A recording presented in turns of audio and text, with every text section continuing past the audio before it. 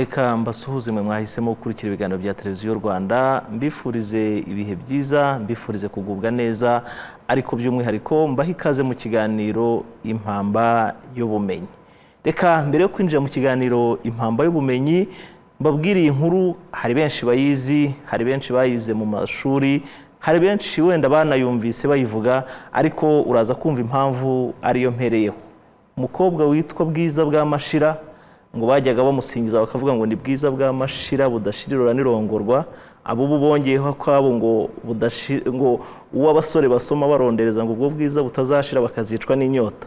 Bwiza bwa Mashira akundana na Gahindiro, ariko ntibaza guhirwa nuko bari babiteganyije. Bwiza aza gushyingirwa hakurya y'Akanyaru, Gahindiro ngo akajya rero amutumaho, akamwoherereza imibavu yakundaga, akamutashya. Bwiza nawe ngo akamutumaho ati Gahindiro itahe n'ubusa ubundi nakagutashyeho. Ni inkuru benshi bize, ni inkuru bumvise mu biganiro, uganiriye n'abakuru cyangwa usomye ibitabo. Kuki nyihereyeho uyu munsi mu kiganiro Impamba y'ubumenyi? Twakiriye umwanditsi Bizimungu Gonzague watwandikiye igitabo akita Untahiriza Abanyarwanda.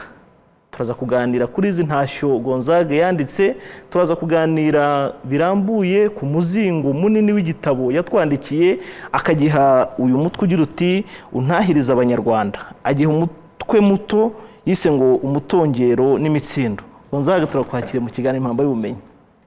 Murakoze cyane, nanjye ndabasuhuje. Nkisoma iyi titre yawe nashatse kubihuza biransiga. Untahiriza Abanyarwanda wabihuje ute n'Umutongero n'Imitsindo? Urakoze cyane. Iyo umuntu akora ubushakashatsi ku mateka y'Abanyarwanda yumva amateka aryoshye cyane. Bakubwira u Rwanda rwa kera ukumva urarukumbuye, uti kuki ntarubayemo igihe baruvuga gutya. Icyo gihe baruvugaga ibyiza, barutaka ibyiza, ukumva ukumbuye Abanyarwanda ba kera. Noneho iyo uri umushakashatsi mu mateka y'Abanyarwanda rero, hari inkuru nziza, hari amakuru meza ugeraho, ukumva ese ibingibi abangaba barabyumva, babyumva gute? Bakubwira uburyo amoko yose yaratuye u Rwanda yatahirizaga umugozi umwe, nta rwango rwariho, buri wese ashimishijwe n'ubwoko bwe, buri wese ashimishijwe n'umuhamagaro we, buri wese akumva yatura mu Rwanda rukunze.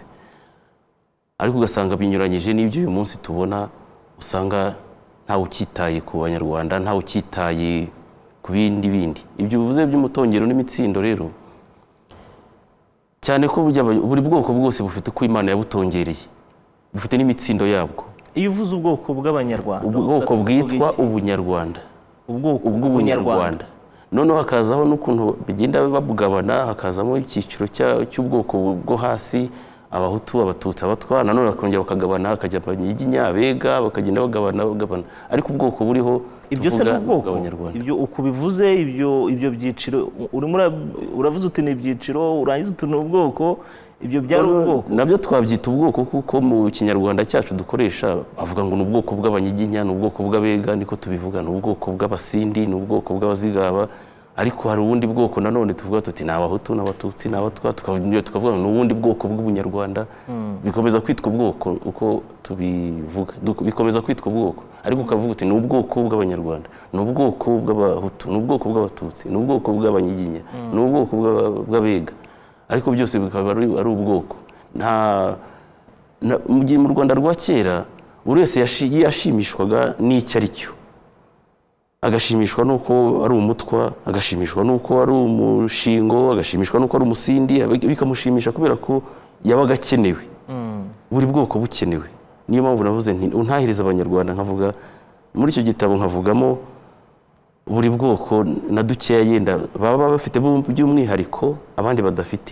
Yenda nka talent zibarizwa mu Banyiginya, talent zibarizwa mu Basindi, impano zibarizwa hariya, kuko barakoranaga, buri bwoko bwakeneraga ubundi.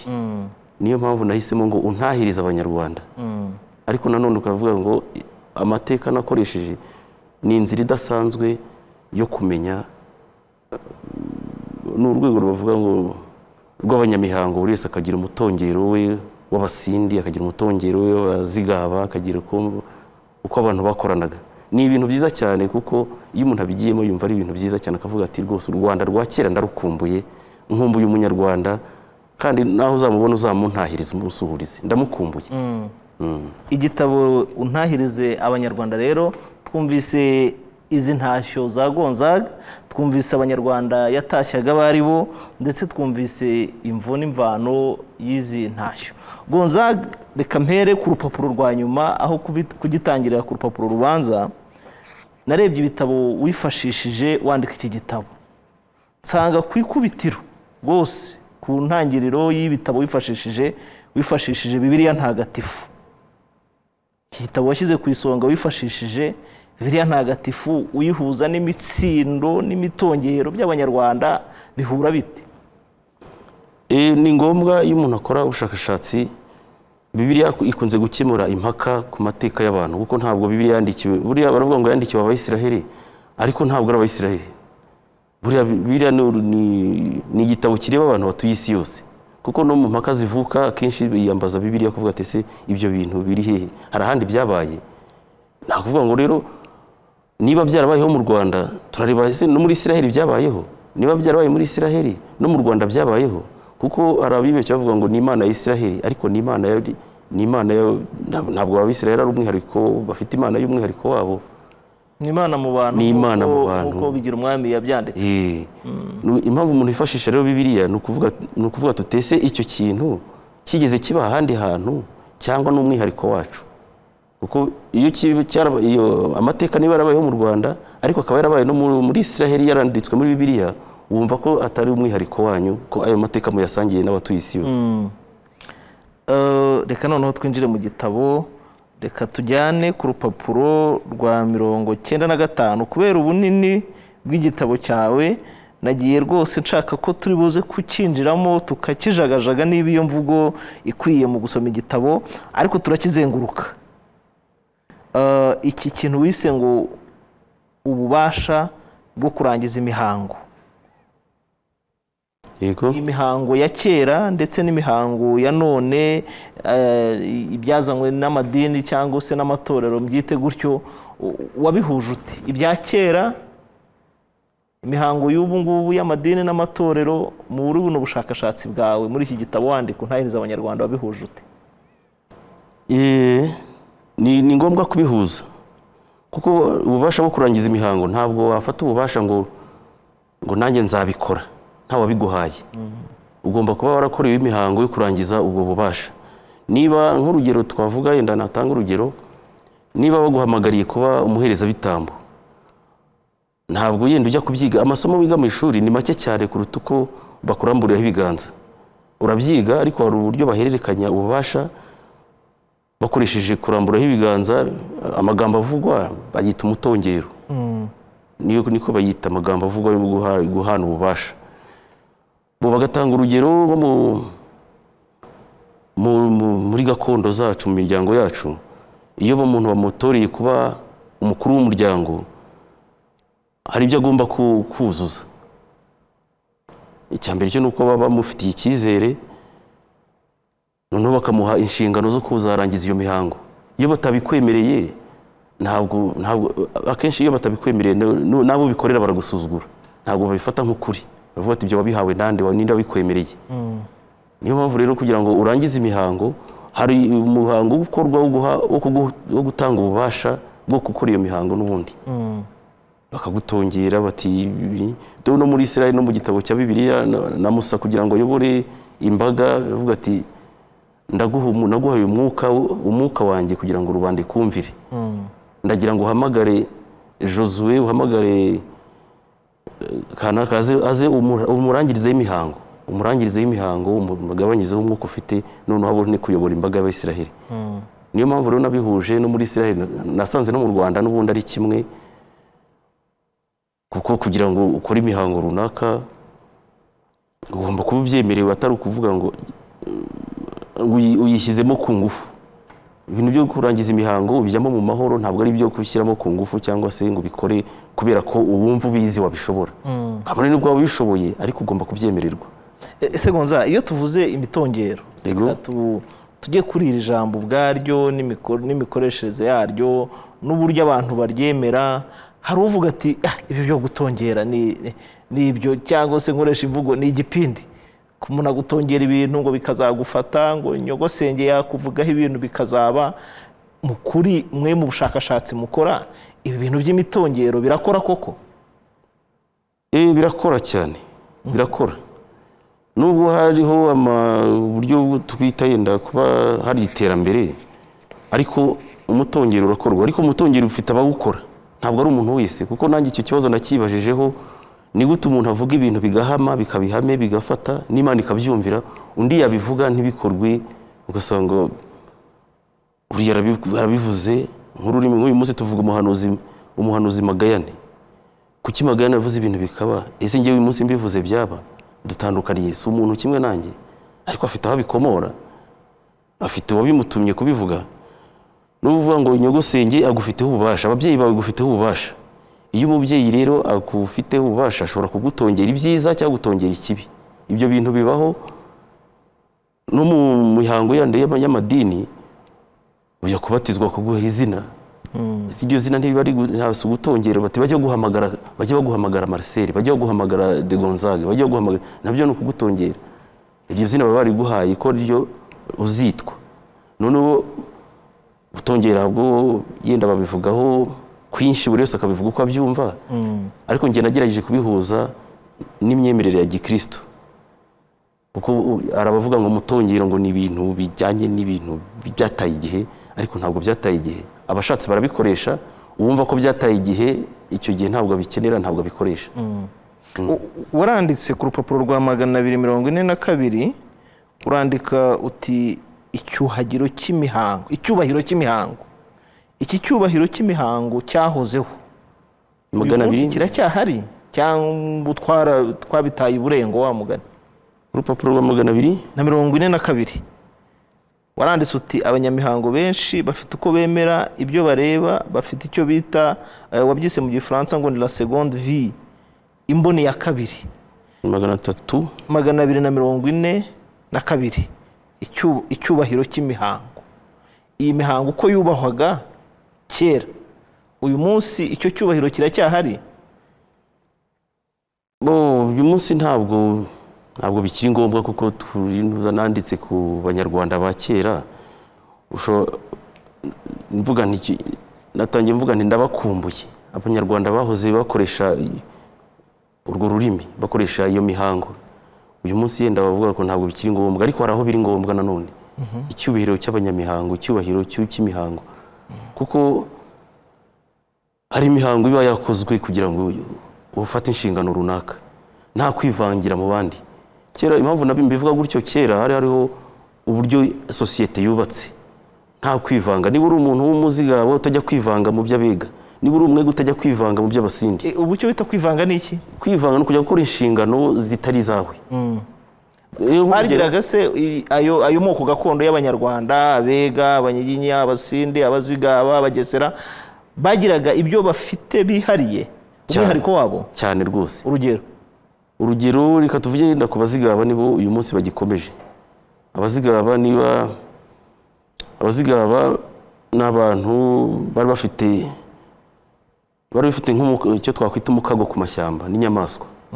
Buri muzigaba bafite umutongero uburyo babana n'inyamaswa, yaba intare, yaba ingwe, yaba inzoka, yaba iki. Ni abantu bategeka ishyamba n'ibikoko bikabumvira. Kandi ibyo bintu narabibonye nanjye. Nigeze kubana n'umuntu ambwira ko ari umuzigaba, yenda ndamukubwiraho hari naho muze batanga urugero ukuntu sinzi niba warabonaga hariya ihene muri Nyabugogo ziragira zikicyura. Nta mushumba zari zifite, nta n'umujura wazigiragamo ngo araziba. Sinzi niba uyu munsi zigihari, ariko ukavuga ati ese abandi ko borora ziriya hene, ahubwo abajura n'inyamaswa bikabatera, uriya we ihene ziriragira zikicyura, inka zikiragira zikicyura. Icyo kintu akavuga ati biriya nibyo mu bazigaba, ntabwo wabikora utari umuzigaba.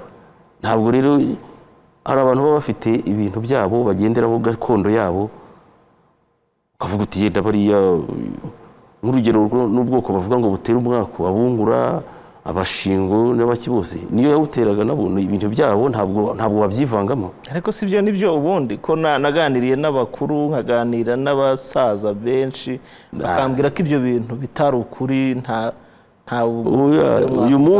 uyu munsi bavuga ko bitari ukuri, ariko igihe cyarahindutse. Igihe cyarahindutse ni ukuvuga ngo imyumvire yari icyo gihe ibyo ubundi umuntu ngo acirwa urubanza n'amategeko yiyemeje kuyoboka. Iyo utiyayobotse ayo mategeko ntabwo gucira urubanza, ntabwo isezerano rya kera cyangwa se uko abami bayoboraga igihugu, uko bayoboraga n'imutongero n'imitsindo n'iyo myaka n'ibiki byose ni amategeko bari bafite, ni umuco wabo bari bafite. Uyu munsi ntabwo byagucira urubanza kubera ko utabikoresha. Gonza, iki cyubahiro ndagitindaho, icyubahiro cy'imihango, kuko usanga aho haziye amadini n'amatorero hari ibintu ubundi reka mpera hanga byari byiza. Iyo rero tuvuze ko byari byiza hakaza abaca ibyiza, hakaza abakuraho iyo mihango twahoranye kandi ifite umumaro, hakazaho ibyo byiza abanyarwanda bahoranye, mwe nk'abashakashatsi mubivugaho iki?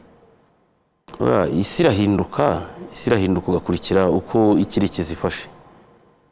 Nubwo byari byiza ariko hari ibindi byiza biruta. Byari byiza igihe cyabyo, ku buryo ngiye nk'umuntu w'umushakashatsi mvuga nti ndabikumbuye, ntabwo ari ukuvuga ngo bigaruke. Ndabikumbuye gusa ariko sinifuza ko bigaruka. Kandi byari byiza. Byari byiza ariko hari ibindi byiza. Kuko ibyo ngibyo byo kuvuga ngo abantu baragendera ku mihango uyu munsi ntabwo wavuga ngo abantu basubire mu gihe cya kera. Ariko ndabikumbura, nubwo ntashoboye kubibona ariko ndabikumbura. Reka dusome igice kimwe cyangwa se paragrafu imwe ku rupapuro rw'198 aho wanditse uti abantu benshi usanga bafite amatsiko ku bijyanye n'umutongero. Ninde utongera? Hatongerwa ibiki? Ninde ufite ubushobozi bwo gutongera undi bigahama? Ninde ugira ubushobozi bwo gutanga umugisha? Ninde ufite ubushobozi bwo kuvuma? Mu mitongero yose ikorwa hagomba kuba ububasha bw'ururimi. Ururimi ni icyorezo kibi, rurica kandi rugakiza.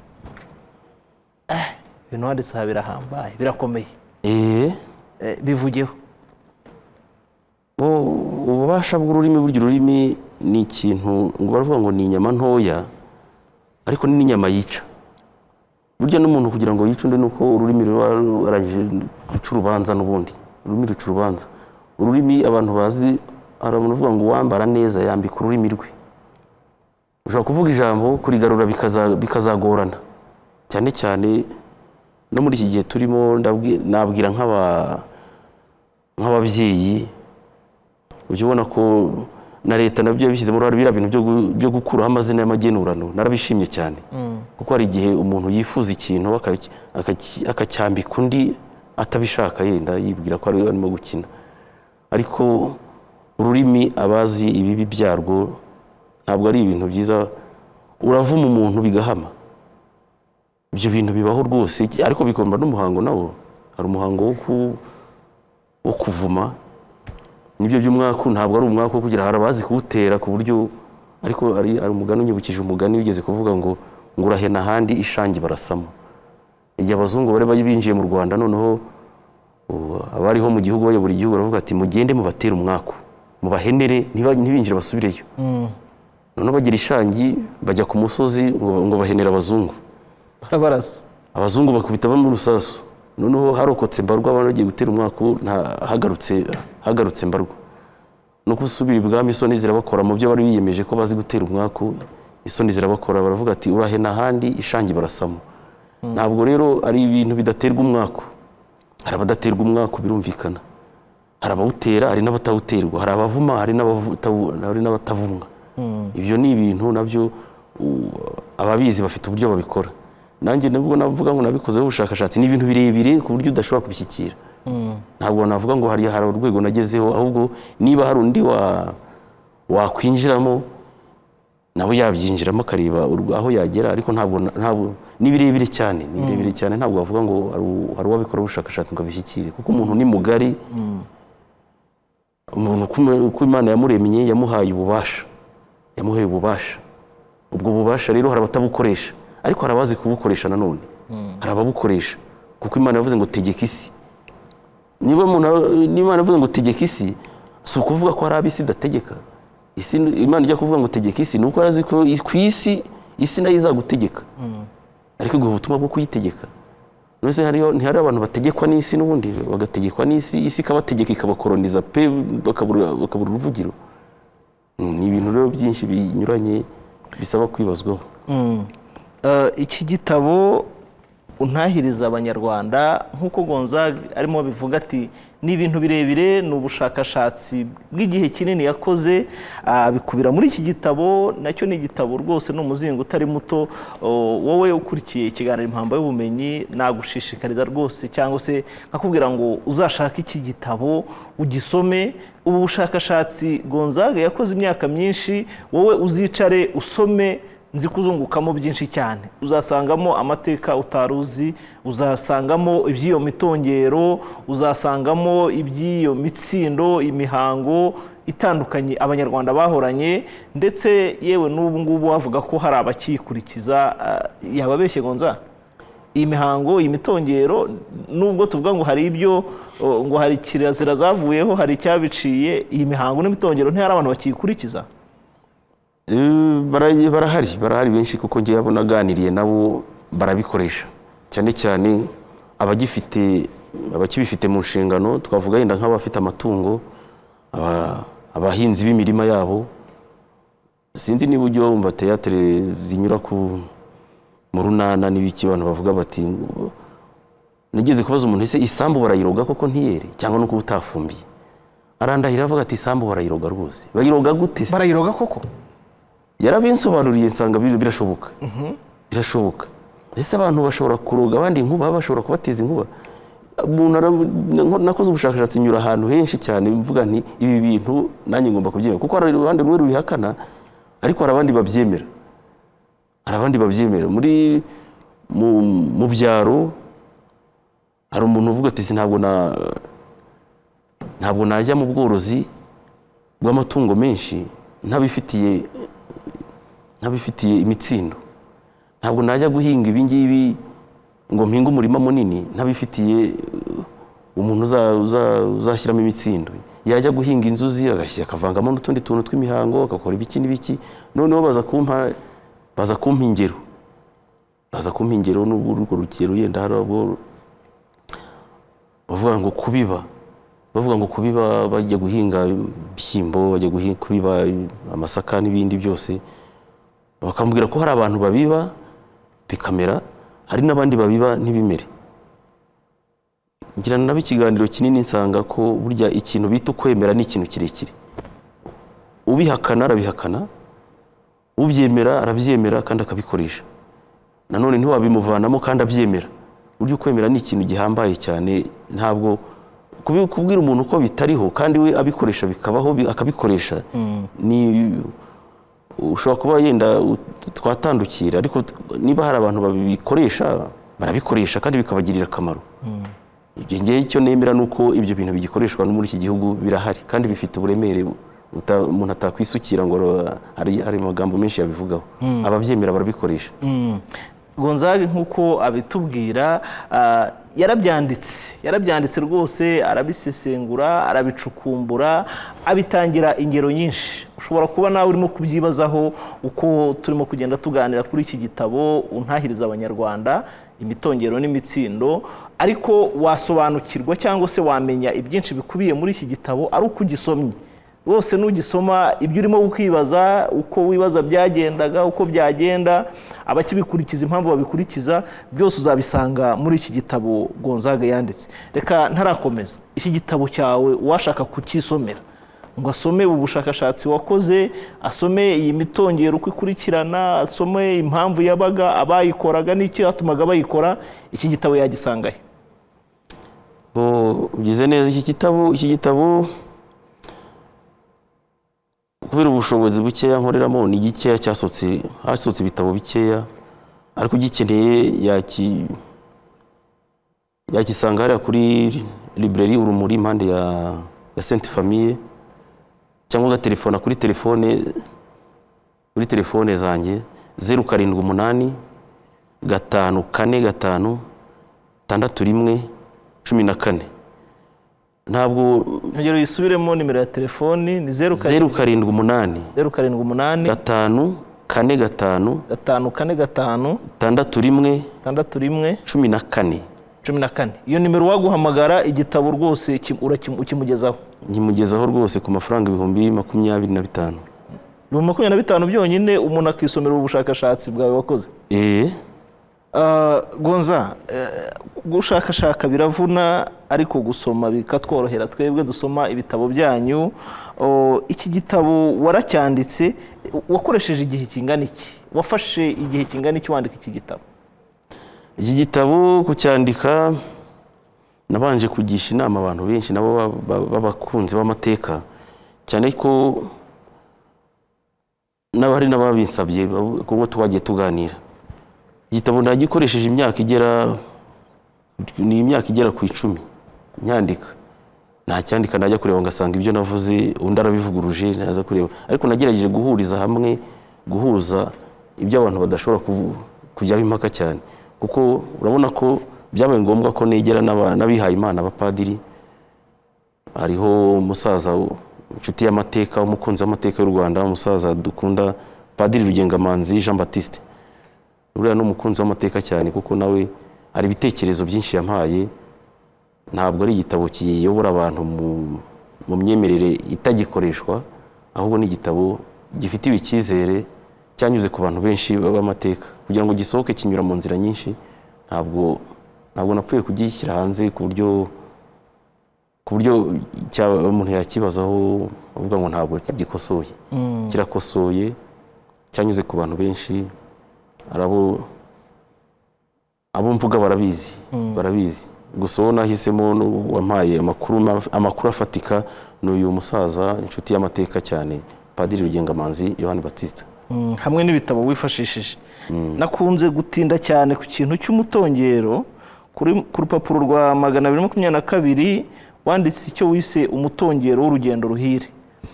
Nkimara gusoma kuri uru rupapuro naje gusanga abantu benshi baratongera, ngira ngo niba batabifitiye ububasha, kuko uvuga ibyo gutongera umuntu ufite urugendo rwa kure, agakeka ko rushobora kutagenda neza, noneho hakagira abamutongera n'ababyeyi iteka mugize amahirwe akamugira, wafata urugendo aho ati mwana wanjye ugenda amahoro uzagaruka yandi. Ibi gutongera ibi byoroheje kubwira umuntu urugendo rwiza, kwifuriza abakoze ubukwe kuzabyara ahungu nakobwa n'ibindi bitandukanye, ibi byo bisaba nabo abanyamihango.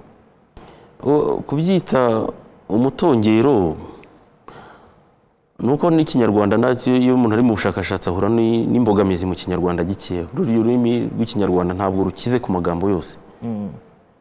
Ijambo nabonye rya hafi no kuvuga ngo n'umutongero, ariko ntibyakuraho ko tumusengere ageze agira urugendo rwiza. Ariko turakuraho icyo kumutongera, turarikuriraho iki ko atari ribi gutongera. Twamutongereye kugira urugendo rwiza ruhire kuruta kuvuga kumusengera. Kumusengera nabyo si bibi, ariko mu mvugo yacu y'ikinyarwanda cy'umwimerere kumutongera urugendo rwiza nabyo ntacyo bitwaye. Ni byiza cyane rwose. Ugende uzahaha uronke, ugende usohora amahoro, utaha amahoro, ugereye amahoro, urugendo rukubere rwiza. Ariko buriya sinzi niba ari akantu gasekeje, gasa n'agasekeje. Burya hari abantu bajya gufata urugendo bakagomba kubwira umuntu avuga ati ngiye aha n'aha, ndagira ngo unyifurize urugendo rwiza. Akabikora bikorwa mu ibanga, ntawe uzabikubwira, ntuzamenya aho bikorerwa. Ariko abantu bamwe baranabibuzanya, ababyeyi bazi icyo kintu, aravuga ati ukajyayo utambajije, ugakora urugendo rungana kuri utambajije, utabajije ababyeyi bawe, utabajije abakuru, utambajije kuki wagiye muri biri utambajije, buri uzagira amahoro. Bakavuga ati ngiye kujya urugendo nzurira indege, nzagenda hehe, ariko akabanza akabwira akajya gushaka umugisha umubyeyi we, akavuga ati ngiye aha n'aha. Ariko hari abandi ujya kubona ukabona yagiye agezeyo gutyo gusa, umuntu agasigara yavuga ati kuki atambwiye yenda ngo nsigare nanjye mu mutima muzirikana. Ni ibintu rero ni ibintu byahozeho n'uyu munsi, ariko biriho n'uyu munsi biriho, kuko kandi njye mbona ari byiza Yego. njye mbona ari byiza rwose kugira ngo umuntu umubwire uti ngaho ugiye wagize neza ugiye muri Buruse ugiye mu Bufaransa ugende neza uzagere mu Bufaransa neza ugereye amahoro kandi uzagaruka yandi. Yego. Ni ibintu byiza cyane ni ibintu biba mu mico kandi ubona njye numvise ari ibintu bishimishije cyane. Untahirize Abanyarwanda ni igitabo cyanditswe n'umwanditsi Bizimungu Gonzague. Ni igitabo cyiza, ni igitabo wakwigiramo byinshi, uzafate umwanya ugisome. Byari ukubasogongeza, twari twamutumiye mu kiganiro Impamba y'Ubumenyi kugira ngo tubaheho cyangwa se tubasogongeze ku buryohe bw'iki gitabo, ariko ibyinshi uzabimenya nukisomera. Reka tugushimire Gonzague ku gitabo watwandikiye cyiza. Murakoze, nanjye ndabashimiye kuko ntabwo ubushakashatsi bwanjye bugarukiye na hano, tuzakomeza kuko hari n'ubu n'ibindi bitabo nabyo nteganya gushyira ku isoko, nabyo tuzakwakira rwose. kuko nabonye Abanyarwanda, niyo mpamvu navuze nti untahiriza Abanyarwanda. Abanyarwanda ndabakunda cyane, n'uzabumva azabakunde, n'uzabambonera azabansuhurize. Urakoze cyane. Reka dusoze rero, reka ducumbikira ahangaha ikiganiro Impamba y'Ubumenyi. Naho ubutaha, ngene Ntazinda Marcel, Imana ibane namwe.